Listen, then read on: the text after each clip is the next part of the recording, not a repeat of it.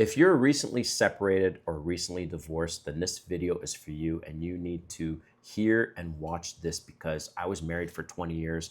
I went through this, okay? And then I became single, separated, divorced, and dating for 5 years. And in this video, I'm gonna go through all the things that you wish you heard from another YouTuber on just recently being separated or divorced, because this is going to help lift you up, because I know you've been beaten down and I know this is hurt and you're hurting right now.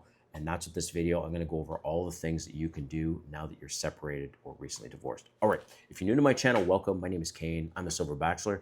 This channel is 100% dedicated to dating advice for old guys and the women that wanna understand them. If you haven't subscribed, hit the subscribe button and the notification button. Bring some drop videos every week. Woo! Like I said, I understand, man. You are hurting. You are in a lot of pain and you're in a place of just, what the fuck do I do now? And because you've just moved out, let's say, or you're just now divorced, separated, whatever it is. If this is all fresh, then I made this video for you because I can relate. And like I said, I was married for 20 years. And imagine being out of the dating game for a total of 22 years, okay?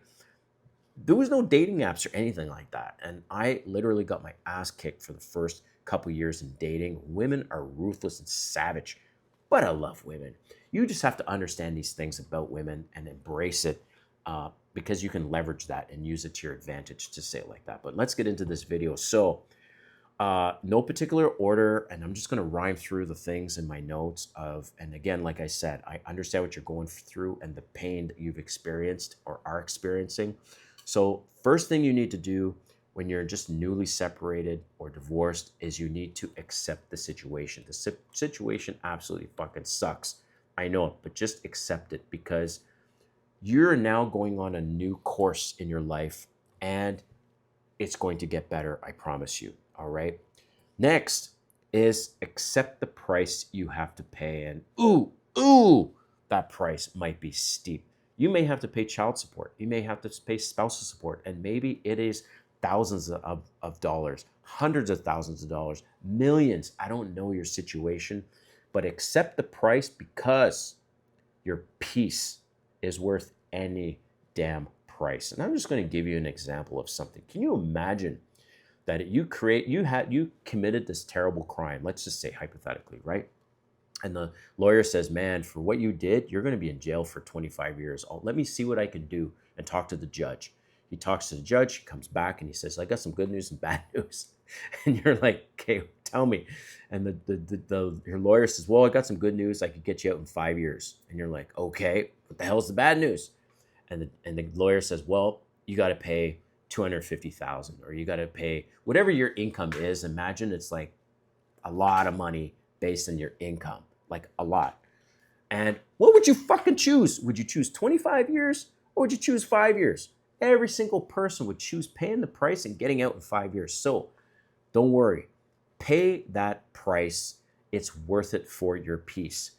Also, accept your insecurities, because, man, I understand. I was there. I know you're insecure. You're insecure about how your body looks. You're insecure about how old you are. You're insecure about, will younger women or women in general be interested in you? Maybe you're insecure about the fact you've got 2 kids. Maybe you're insecure about the fact that, shit, now with the child support and spousal support, I'm broke. I have no spare cash. Who knows what you're all insecure about? Maybe you have to sell this beautiful 4-bedroom house, 5-bedroom house on 3-acre lot, whatever it is. You got to get rid of your Porsche and your Lambo, whatever it is you've got, and you're staying in a fucking studio apartment, okay? You have insecurities. I know you have insecurities, like I had insecurities, but accept them. It's fine. It will get better. Accept the loneliness. Oh, yeah, this one's a stinger. Now you've moved out, you've got your own place. The vibration is different.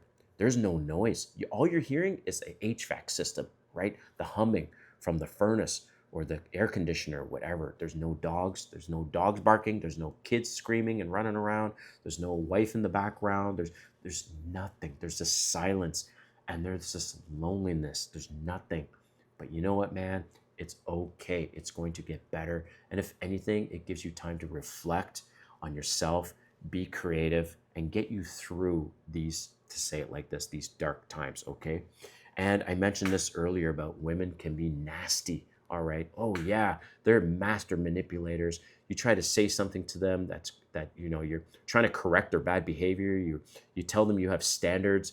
It's okay for them to have standards, but it's not okay for you to have standards. You're getting into conversation, and they will come at you, man.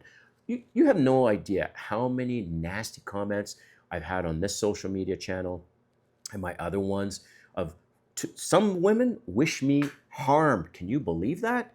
Because I have standards, I say, oh, I don't date single moms. They would come at me wishing me like either emotional harm, like, oh, I hope you're single for the rest of your life. Oh, I hope your girlfriend dumps you. Or physical harm, like actually wishing me physical harm. It's fucking madness. Women can be vile, nasty, evil creatures. But you have to accept that. There's nothing you can do. That's called red pill, okay? And that's what the red pill community is all about, is accepting things for what they are. You can't change it. Just like Neo, when he decided to go down and actually see what the Matrix is all about, instead of the blue pill living in oblivious land and la la land with unicorns and butterflies, he wanted to know what the ugly truth is. And that's the ugly truth about a lot of women, is what I said. But if you accept it, well, then you can do something about it. And that is how you react to those things, okay? You can get back to the gym, and this loneliness time will allow you to get back to the gym, but you must get back to the gym, because what your body looks like will give you more options in dating for sure. You need to get a handle on your drinking, man. And I know most men, when they're lonely, they're newly separated, and I get it. You're going through a lot. I drank so much towards the end of my marriage. I'm embarrassed to say this, like minimum a couple bottles of wine a night. Yeah, I was like fucking borderline alcoholic, man. And I, when I moved out and I was by myself and I was alone, I stopped. The weirdest thing, I would have maybe a drink, like one glass of something that night. And to this day, I keep that drinking really low. So you need to get control of your drinking.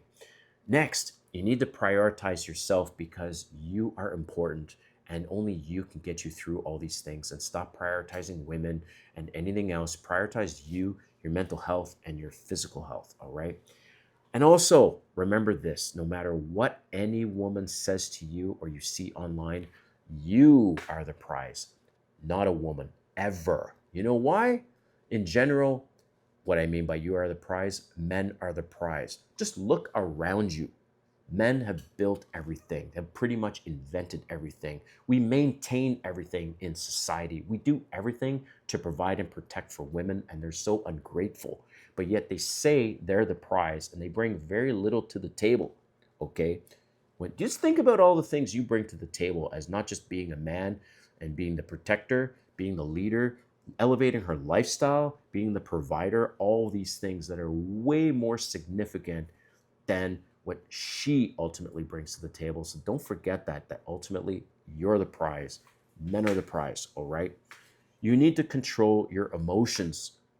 Oh, and like I said, women can be vile, nasty creatures, and they're going to come after you. They're going to ghost you. They're going to say some nasty shit when you say, I'm sorry, I'm just not feeling the connection, whatever it is. You try to be nice.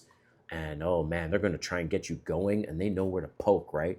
But when you accept women's nature, you don't get upset, because you're not intimidated, you're not threatened, you're not afraid by these women. Think about this for a minute. What do you have to be afraid of when it comes to a woman? Okay.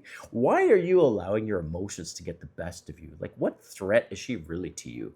Okay, yeah, she's going to shit test you sometimes. Yeah, she's going to insult you. Who cares? And if she does that, then you just say, hey, look, I don't like your tone. I don't like the way you're speaking, and I think we should change the subject. She's going to hate that. And then you stay calm and you say, look, I'm not going to continue to speak with you if you can't lower your voice, be respectful, and let's have a conversation like adults, because you're being like a child right now. No, for real. That's how you speak to her when she's getting like that. But you keep calm. You don't get mad. I made that mistake towards the tail end of my marriage. It caused some problems because I couldn't control my emotions, but control your emotions. And getting near the end of this video, I suggest you get on as many dating apps as possible. Yeah, and you might be thinking, Silver Bachelor, don't I need some time to heal? No, you need practice. You need repetition. Just like if somebody says, hey, look, Do you want to join our NBA basketball team in 9 months? We're going to sign a contract. Oh, shit. How are you going to be ready to have a relationship if you haven't had practice? So get on all the dating apps. Get your butt kicked because, oh, yeah, you're going to get your butt kicked. You're going to get lots of nasty comments. You're going to get ghosted. You're going to get women laughing at you and all this stuff. It's okay. It's repetition. It's practice. And that will help you level up and date better quality women for sure. Sugar babies, that's another thing you can try. You can say, you know what, I don't want to do the dating apps. I just want to, I'd rather pay someone for some companionship and there's no drama. Expectations are up front. And you can get yourself a sugar baby and try that because I did. I was a sugar daddy for 1 year and I still provide sugar in my relationships. Travel. You can start traveling that you never traveled before, and now you can travel to wherever you want and do it what you want. Okay. You should buy yourself something awesome. So that's one thing that your wife always said, oh, I don't hate it when you don't want you to buy that car, or why the hell would you want to buy a guitar? It's so loud, or drums, blah, blah, blah, and it's your damn money. Well, go out and spoil yourself on something. Get that thing that you've been wanting to get for a long time and just do it, okay? And last but not least is startups and new hobbies. Maybe you've had this interest in something, whatever it is, for a long time. Get yourself involved in it. Maybe you've always wanted to learn salsa dancing. You've always wanted to play an instrument. You wanted to learn a language. You wanted to DJ. That's what happened to me. So I was a DJ before, back years ago when I was in my 20s. All right, I stopped. I got married and I stopped. Shame on me. And then my ex-wife was like, oh my God, so if you get back into DJ, that means you're going to be busy on the weekends, blah, blah, blah. And when I was separated, I eventually moved from Canada to Atlanta.